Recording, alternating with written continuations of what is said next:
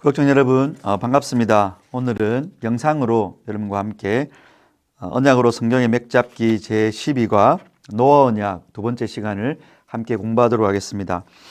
우리가 지난 시간부터 노아 언약을 계속해서 공부하고 있는데 여러분들이 이 노아 언약을 찬찬히 언약을 공부하면서 성경을 한번 보시면 알겠지만 생각보다 이 노아 언약이 그렇게 쉽지 않다는 것을 깨닫게 되실 겁니다. 그래서 이 노아 언약의 6장 그리고 9장에 관련된 이런 하나님의 말씀들을 보면 하나님이 노아와 언약을 맺는다고 하시다가 또 9장에 가면 너희라고 말씀하시면서 그 노아 언약의 대상이 동물 그리고 모든 피조 세계까지 확장되는 것을 볼 수 있게 됩니다.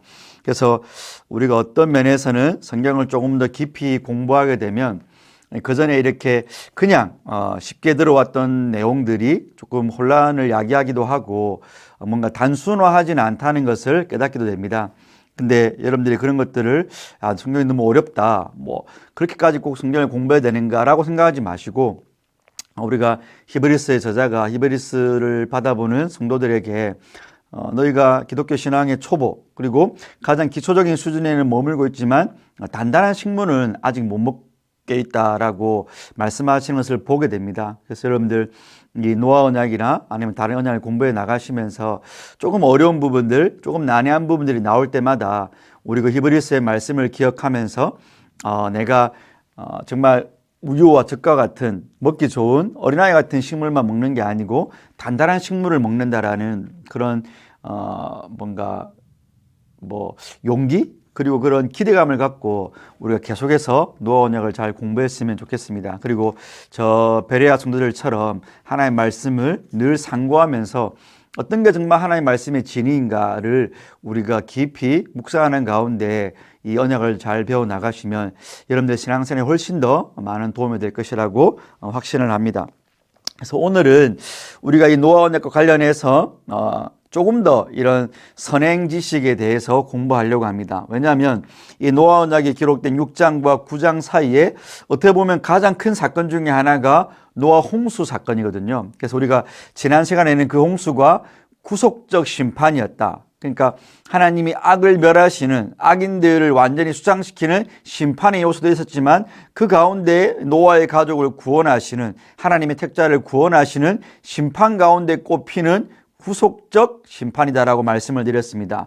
오늘은 한 번 더 이 노아 언약, 그 언약 사이에 있는 노아의 홍수가 어떤 의미가 있는지 조금 더 새로운 차원에서 한번 접근해 보려고 합니다.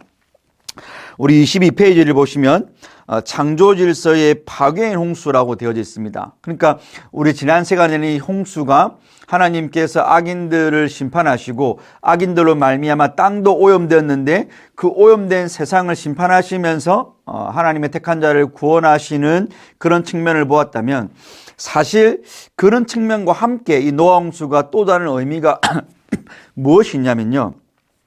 원래 하나님이 창조하신 그 첫 창조로 회귀하는 것을 볼 수 있게 됩니다. 그래서 그 강의 안에 창세기 1장 2절에 땅이 혼돈하며 공허하고 흑암이 깊음 위에 있고 하나님의 영이 수면 위에 운행하신다는 게 하나님이 처음으로 창조하실 때의 상태였지 않습니까? 물론 하나님은 무에서 창조했기 때문에 이 상태에서 하나님이 창조하신 게 아니고 아무것도 없는 상태에서 하나님이 창조를 하실 때 이 과정을 거치셨다는 거죠. 근데 그게 대한 것이 바로 혼돈하고 공허하고 흑암이 깊음 위에 있고 하나님의 영은 수면 위에 있는, 여기 혼돈과 공허가 뭐냐면 혼돈이라는 단어는 이제 질서가 없는 상태, 그러니까 뼈대가 없고 뭔가 체계가 없는 상태를 말합니다. 그리고 이 공허라는 단어는 텅 비어 있는 것. 그러니까 하나님이 창조 6일 동안 창조하실 때 어떻게 하십니까? 3일 동안에는 뼈대를 세우시고 어떤 공간을 만드시고 그 질서를 잡으시죠. 그리고 나머지 3일 동안에는 하나님이 만들어 놓으신 그 질서 안에 이 생명체들을 이렇게 허락하시는, 만들어 가시는. 그래서 3일간은 질서를 잡으시고 그리고 나머지 3일간을 그 안에 생명체를 채우시는 거거든요. 그게 창조의 하나님의 원리였습니다. 근데 여러분 잘 보시면 노아의 홍수가 어디로 회귀시켜 버립니까? 다시 물이 가득한 상태, 물만 있는 상태, 모든 질서가 없고 다른 생명체가 그 물 안에다 수장되어 버린 상태로 하나님이 홍수를 통해서 거리로 가게 하신다라는 것입니다. 그래서 많은 신학자들이 여기에 주목을 하는 것입니다. 노아의 홍수는 하나님이 단순하게 악을 심판하실 뿐만 아니라 어떤 면에서는 하나님이 원래 창조하신 그 상태로 다시 복귀를 시키는 거다. 근데 그게 바로 질서가 없고 어떤 생명체도 없고 오직 물 가운데 여호와의 신이 그 위에 운행하고 있는 모습으로 하나님이 다시 질서를 되돌리시는 것이다라고 많은 학자들이 여기에 주목을 하게 됩니다. 근데 여러분, 지금 다시 원래 상태로 돌아갔지 않습니까? 그래서 물만 있고 무질서하고 공허하고 텅 빈 상태로 돌아갔는데 거기 뭐가 있습니까? 노아의 방주가 있고 그 안에 하나님이 무엇을 명하셨습니까? 정결한 짐승은 7쌍씩, 부정한 것은 2쌍씩 종류대로 다 넣었습니다. 그러니까 보존을 했던 거죠, 여러분. 원래로 돌아갔는데 하나님이 처음 창조하신 모든 종류의 생물들은 사람을 비롯해서 그 안에 다 보존하고 있는 상태. 그렇지만 생명체들은 있지만 그 생명체들이 살 수 있는 그 환경은 원래 상태로 돌아가 버린, 질서가 없는 상태로 돌아가 버린 것을 우리가 이 노아 홍수를 통해서 보게 됩니다, 여러분. 그럼 하나님이 뭘 다시 계획하신 것입니까? 하나님이 그 아담과 하와의 타락 이후로 창세기 3장 15절 이후로 이제 두 공동체가 나오고, 근데 우리가 6장에서 그것이 어떻게 됐습니까, 여러분? 하나로 다시 합쳐지는 하나님의 아들들과 이런 사람의 딸들이 결혼한 것이 뭐였습니까? 경건한 자손과 그리고 불경한 자손들이 연합해버리는, 그러니까 타락이 관영한 것을 말씀했지 않습니까? 그러니까 하나님이 그것을 다시 원상태로 돌리시면서 다시 원래의 창조대로 돌아갔다는 거죠. 그럼 하나님이 뭘 의도하신 것입니까? 다시 시작하겠다는 것입니다, 여러분. 그래서 강의 안에 보시면 23페이지에 재시작입니다. 여러분, 이 오해를 하시면 안 되는 게, 재시작은 원래 하나님이 첫 창조 때처럼 무에서 창조하시는 게 아니고, 그건 아니죠, 여러분. 그건 아닌데 하나님이 다시 다 쓸어버리고 노아로부터 다시 시작하는 것, 그걸 재시작이라고 합니다. 그럼 무슨 말입니까? 노아가 이제 아담의 역할을 하는 거죠.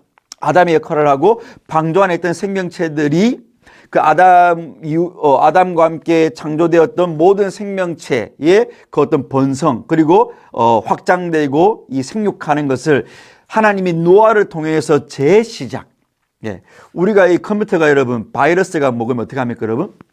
다시 이렇게 그 바이러스를 치료하고 재부팅을 하거나 아니면 새롭게 이렇게 포맷을 하고 시작을 하거든요. 하나님이 지금 그 일을 하신 것입니다. 죄란 것을 다시 하나님이 그것을 심판하시고 노아로부터 새롭게 새로운 어떤 인류의 역사가 시작되도록 하나님이 지금 창조해 나가시는 거죠. 그리고 우리가 재창조라고 말할 수 있겠습니다, 여러분. 리크리에이션이다라고 말할 수 있겠습니다.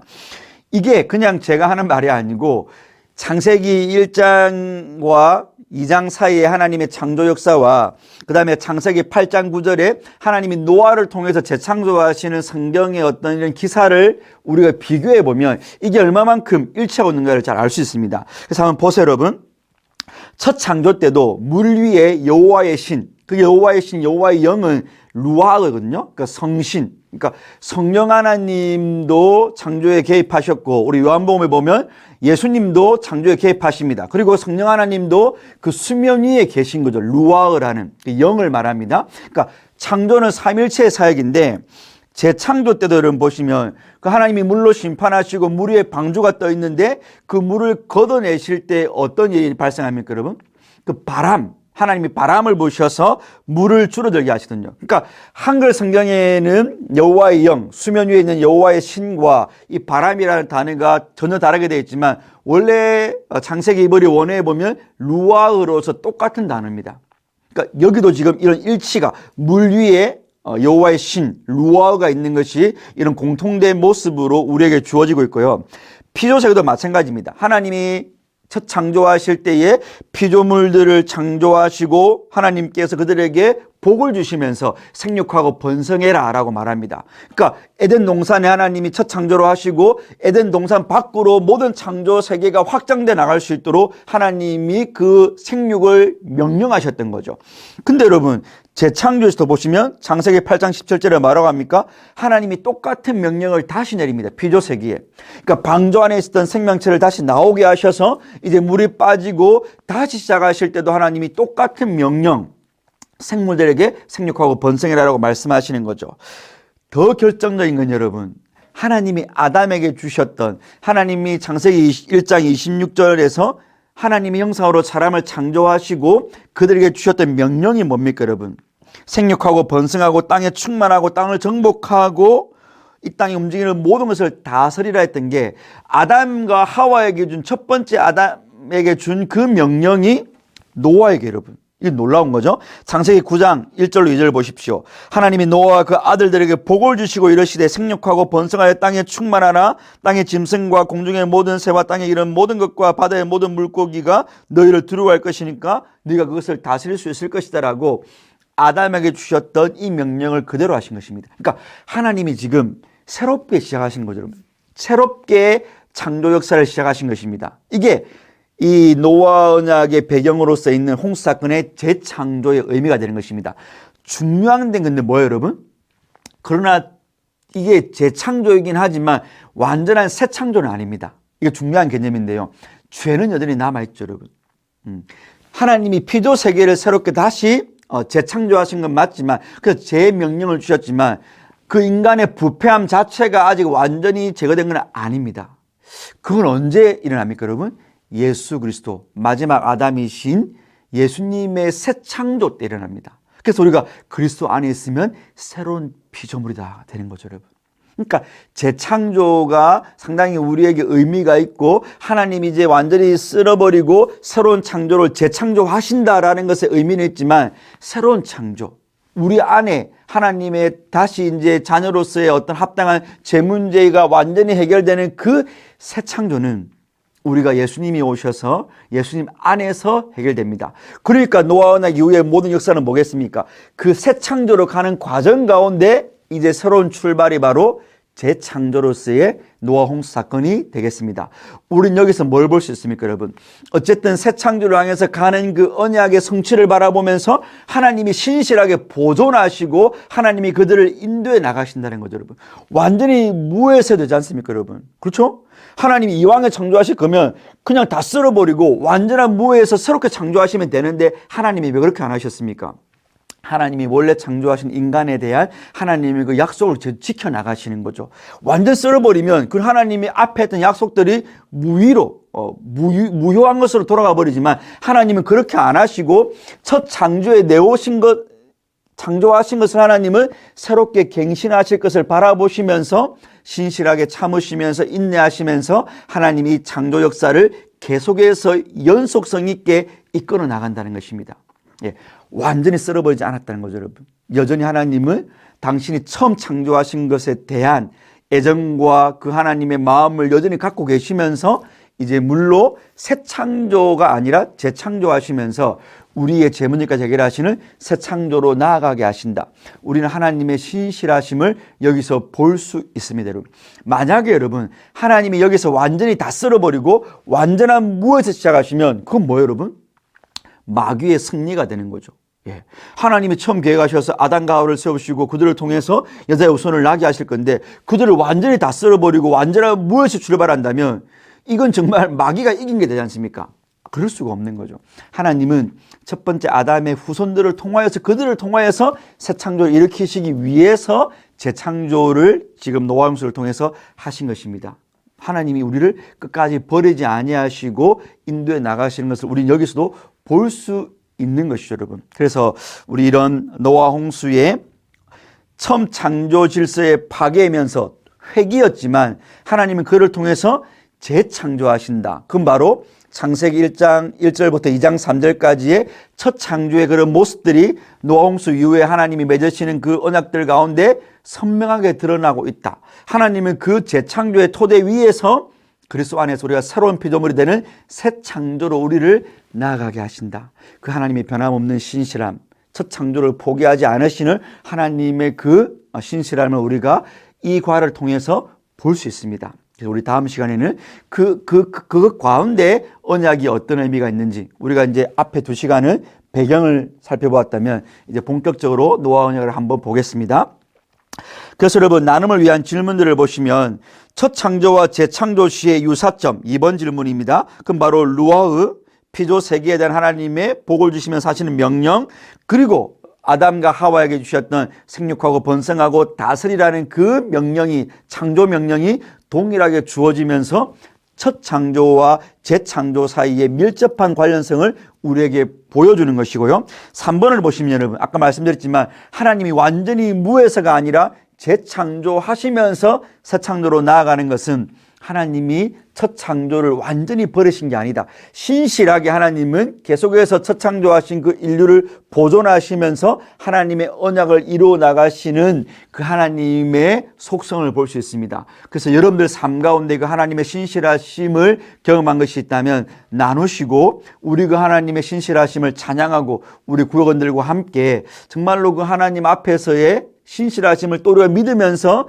이 눈물골짜기 인생을 또 힘있게 살아가는 그 하나님의 언약 백성들로서 우리 자신을 점검해보는 귀한 시간 될 수 있기를 주님의 이름으로 축원합니다. 기도하고 마치겠습니다. 하나님 감사합니다. 하나님께서 우리에게 정말 신앙의 어떤 성경 말씀의 기본적이고 단순한 것들, 명료한 것들도 우리에게 말씀하시지만 또 성경에는 난해해 보이고 수준이 좀 있고 또 어떤 면에서는 우리의 집중력과 우리의 노력을 더 요구하는 장성한 분량의 성도들만 받아들일 수 있는 내용들도 있습니다. 주님, 오늘 우리가 배운 이런 내용들, 이 노아의 홍수가 하나님의 재창조고 노아의 홍수가 이 첫 번째 창조로의 무일서로의 획이었던 사실들을 배우는 것은 어떤 면에서는 히브리서 기자의 말씀처럼 단단한 식물을 먹는 것입니다. 주님, 그러나 그 단단한 식물을 먹는 것은 우리에게 불필요하거나 우리가 이것이 필요 없는 것이 아니고 그것은 하나님이 히브리서를 통해서 책망하는 거였습니다. 너희가 마땅히 이것을 먹고 더 신앙이 성장해야 되지만 여전히 어린 정말 신앙의 수준을 머물면서 젖밖에 먹지 못한다고 말씀하시는 그런 문맥에 있습니다. 주님, 우리 구역장님들이 이 노아 형수를 배워나가면서 어떻게 보면 조금 복잡하고 어려울 수 있지만 주님, 마땅히 이제 구역장으로서 이 단단한 식물, 그 성경 말씀의 더 깊은 것까지를 배우고 이해하고 깨닫고 그로 말미암아 하나님의 위대하신 구속사를 더 선명하게 보고 하나님의 신실하심을 더 분명하게 체험하며 맛보며 그 하나님을 찬양하며 나아갈 수 있도록 우리에게 지혜와 계시의 영을 더하여 주시옵시고 성경 말씀에 달고 오면 이렇게 통일성 있게 하나님이 성경을 통해 진행하시는 진리의 이 손꼽보다 더 단 말씀의 맛을 체험할 수 있도록 역사하여 주옵시고 이것을 우리 구역원들과 함께 나눌 때에 이 진리를 나눌 때 마음이 뜨거워지게 하시고 하나님 앞에 감사가 넘치게 하시고 하나님의 신실하심 안에 나의 인생이 있음을 우리가 믿음으로 확신하며 기쁨과 평안과 소망이 넘치도록 우리의 구역 모임을 축복하여 주시옵소서. 지금도 신실하게 언약으로 우리를 상대하시며 언약으로 우리에게 복 주시는 그 하나님만 영광 받으시기를 바라옵고 원하오며 이 모든 말씀 예수님의 이름으로 기도드리옵나이다. 아멘. 감사합니다. 수고하셨습니다.